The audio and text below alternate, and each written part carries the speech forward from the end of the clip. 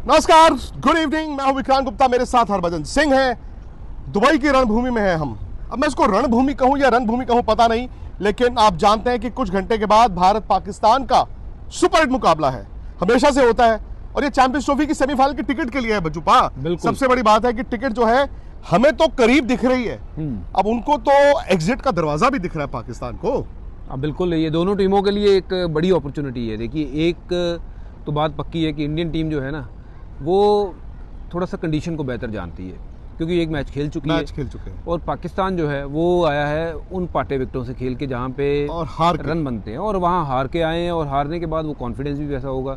और अब ये प्रेशर डबल होगा, क्योंकि एक तो अपने आगे की टिकट भी पक्की करनी है, और सामने मिल गया इंडिया। और इंडिया कैसे मिला? फॉर्म वाला। चलिए जी, तकरीबन 24 घंटे या उससे थोड़ा और आगे अगर आप जाएंगे तो आपको पता चल जाएगा कि सेमीफाइनल में इंडिया ने अपनी जगह बनाई कि नहीं बनाई। अगर ऐसा हो जाएगा तो पाकिस्तान होस्ट होने के बावजूद इस चैंपियंस ट्रॉफी से बाहर हो जाएगा। लेकिन दिन भर क्या हुआ वो रिपोर्ट देखिए। आज भारत की टीम ने अपनी प्रैक्टिस करनी थी, उसका वक्त बदल दिया।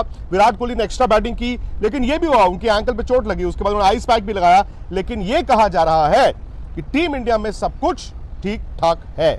विराट आज एक्स्ट्रा बैटिंग करके गए हैं, वो आज थोड़ा पहले आ गए थे, फिर पता चला इंडियन टीम भी पहले आ गई, मतलब मीडिया को नहीं पता था, विच इज ओके। बट एक स्केयर हुआ बजुपा।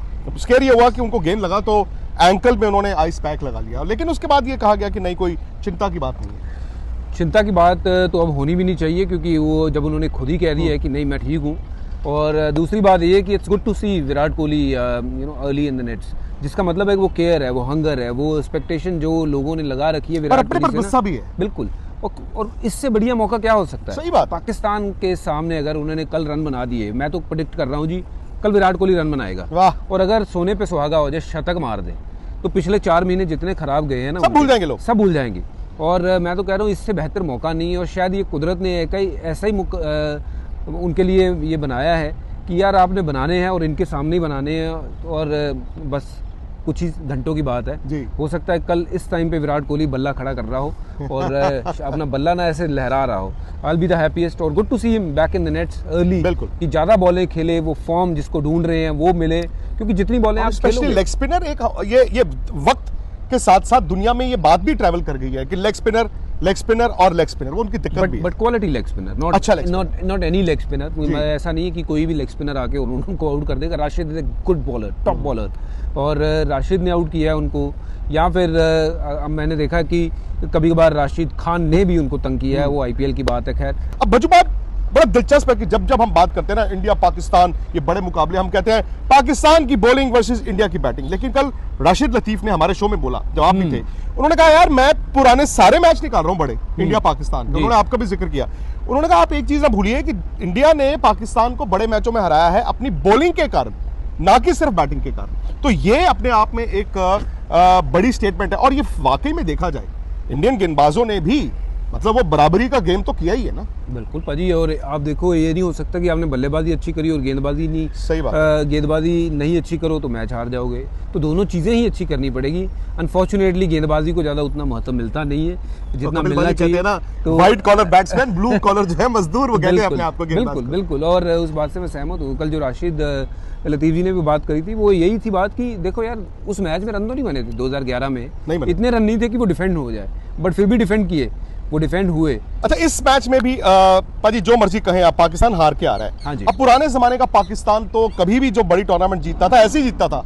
वो शुरू ऐसे करते थे, ढीले ढाले, हार रहे बाहर हो जाएंगे, अचानक से वो जीत जाते। अब इमरान खान कहां से लाओगे? पर आप वही पूछ रहा हूं आपसे कि क्या इस पाकिस्तान की टीम में आपको वो मादा दिखता है? बिकॉज मुझे तो ये भी लग रहा है, आई डोंट नो, वक्त बताएगा, बहुत ज्यादा वक्त नहीं है, कि बाबर के जो रन्स हैं, जैसे लोगों ने कहा यार बाबर को कॉन्फिडेंस आएगा, चलो 50 तो बनाए। मैं तो ये कहता हूं उस 50 के बाद जो गाली बाबर ने खाई है, जो थोड़ा बहुत कॉन्फिडेंस था, हो सकता है वो भी चला जाए। बिकॉज 320 रन आपके बॉलर ने भी खाए हैं, पर उनके पाकिस्तान के बॉलर्स ना पाजी कहीं ना कहीं बच के निकलते रहे हैं। मैंने जो देखा है, हालांकि अफरीदी, नसीम शाह, ऊपर से अगर वो 3 आउट कर दें, इंडिया बहुत दिक्कत में आएगा। बट मैंने हालिया वो भी एक पैटर्न देखा है कि बीच में उनकी बॉलिंग फिर उसके बाद ना वो रोक नहीं पाती, और एंड में अगर सामने वाली टीम के पास 2 बैट्समैन भी बचे हुए हैं और 10 में 120-30 का फेंटा वो खा लेते हैं, बॉलर ना उनके चुपचाप पिटाई के बावजूद इधर उधर से निकल जाते हैं। देखिए 320 रन जब बने तो मुझे लगा था कि रन बहुत ज़्यादा बन गए। और जो आपने बात कही कि लास्ट के 10 ओवर में बहुत खराब गेंदबाजी हुई, और ये आपने पैटर्न जो निकाला है ना, ये वाकई उनके स्टैट बोलते हैं कि उनका कोई मैच ऐसे देख लो कि अगर 200 पे 4 आउट हुए, ऐसा नहीं कि 240 पे टीम निपटा दी। बिल्कुल हमेशा हुआ है कि 300 300 के ऊपर रन बने हैं, 300 तो ये एक उनके लिए परेशानी का सबब है। बट जो आपकी बात सही है कि अगर ऊपर से 3 आउट करते हैं नसीम या फिर शाहीन, अगर ऊपर से 3 आउट करते हैं थोड़ी देर के लिए तो प्रेशर बना लेंगे, बट बीच में वो काबिल स्पिनर कहाँ है? ऐसा कोई गेंदबाज मुझे तो नज़र नहीं आता कि जो बीच में आके ना रन तो रुकाए साथ में विकेटें लेके जाए। अस्सलाम वालेकुम जी, कैसे हैं आप लोग? तो चैंपियन ट्रॉफी 2025 का आगाज़ हो चुका है, 3 मैचेस हो चुके हैं, लेकिन टूर्नामेंट का सबसे बड़ा मैच 23 फरवरी को खेला जाएगा पाकिस्तान वर्सेस इंडिया के दरमियान। लेकिन उससे पहले पाकिस्तान कराची में और इंडिया दुबई में अपना मैच खेल चुके हैं। नतीजे बिल्कुल बरकस, पाकिस्तान को एक तरह से कहें कि उनको शिकस्त हुई, मतलब कि वो वन साइडेड मैच रहा, न्यूजीलैंड ने पाकिस्तान की फेंटी लगाई। दूसरी तरफ बांग्लादेश को इंडिया ने वन साइडेड शिकस्त दी, और अब ये जो मैच है 23 फरवरी को खेला जाएगा, जिसमें वो पाकिस्तान के लिए तो एक वर्चुअल सेमीफाइनल बन चुका है, जिस तरह हम कह सकते हैं कि नॉकआउट मैच है। अब पाकिस्तान को क्या करना है इस मैच में? सिंपल है, आना है, इंडिया को शिकस्त देनी है, तब ही वो चैंपियन ट्रॉफी के अंदर सर्वाइवल कर पाएंगे। You know the survival of the fittest अब यहीं से स्टार्ट होगा। उसके बाद इंडिया जो है, अगर वो अपना मैच हार जाता है पाकिस्तान से, तो उसके पास एक और चांस है, वो न्यूजीलैंड को फटका दे, और इस तरह फिर न्यूजीलैंड और पाकिस्तान और इंडिया इनके पॉइंट्स हो जाएंगे बराबर। फिर बात आएगी रन रेट पर, और फिर पाकिस्तान का आपको पता है रन रेट पर क्या सिनेरियो चलता होता है।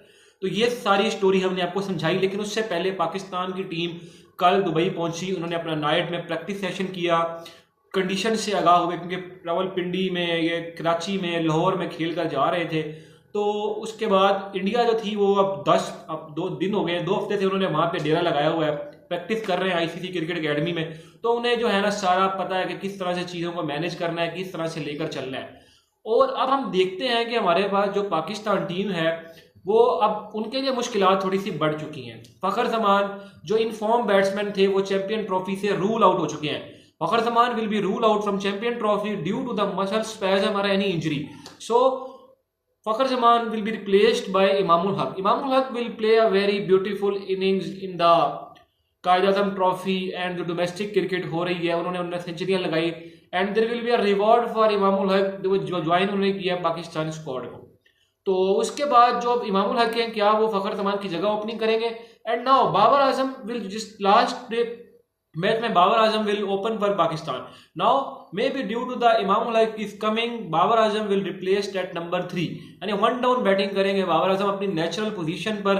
तो देखते हैं कि बाबर आजम कैसे टैकल करते हैं इंडिया की स्पिन बॉलिंग को। You know India spin bowling there will be a Varun Chakravarthy, Ravindra Jadeja and Axar Patel and Washington Sundar, like big names who can know about the turning tracks of Dubai and slowing track. And Babar Azam, Kuldeep Yadav is a very big challenge for Babar Azam. Now it's very difficult how Babar Azam will manage Kuldeep Yadav in Pakistan versus India match that will be held on 23rd February Dubai International Stadium, UAE. सो अगर आपको हमारी video अच्छी लगी हो तो हमारे channel को like कर सकते हैं, सब्सक्राइब कर सकते हैं, और बेल आइकन के बटन को दबाएं ताकि हमारी हर आने वाली लेटेस्ट वीडियो आप तक पहुंच सके। So we will meet you in next video, stay tuned और further update. Thank you guys.